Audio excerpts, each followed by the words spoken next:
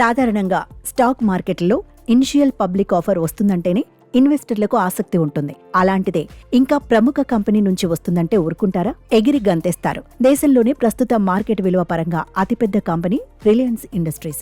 ఇప్పుడు ఇదే సంస్థ నుంచి మరో ఐపీఓ రాబోతోంది. భారత కుబేరుడు ముఖేష్ అంబానీకి చెందిన రిలయన్స్ ఇండస్ట్రీస్ లిమిటెడ్ తన టెలికాం సేవల అనుబంధ విభాగమైన రిలయన్స్ జియో ఇన్ఫోకామ్ను మెగా పబ్లిక్ ఆఫరింగ్ కు సిద్ధం చేస్తున్నట్లు తెలిసింది. ఈ ఏడాది ద్వితీయార్థంలో కంపెనీ ఐపీఓకు రావచ్చని, తద్వారా 35,000 నుంచి 40,000 కోట్లు సమీకరించే అవకాశం ఉందని సమాచారం. అనగా దేశీయ మార్కెట్ చరిత్రలో ఇదే అతిపెద్ద పబ్లిక్ ఇష్యూ కానుంది.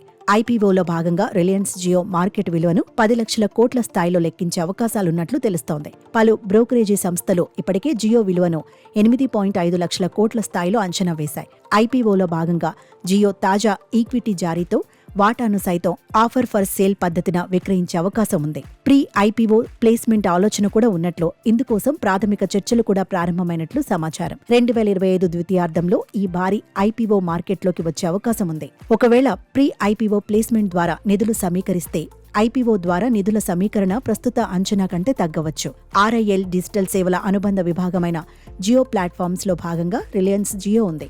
Abu Dhabi investment authority, Silver Lake, KKR, Mubadala వంటి అంతర్జాతీయ ఇన్వెస్ట్మెంట్ దిగ్గజాలకు జియోలో వాటాల విక్రయం ద్వారా అంబానీ 2020లో $1,800 కోట్ల సమీకరించారు. ప్రస్తుతం జియోలో 33% వాటా విదేశీ ఇన్వెస్టర్ల చేతుల్లో ఉంది.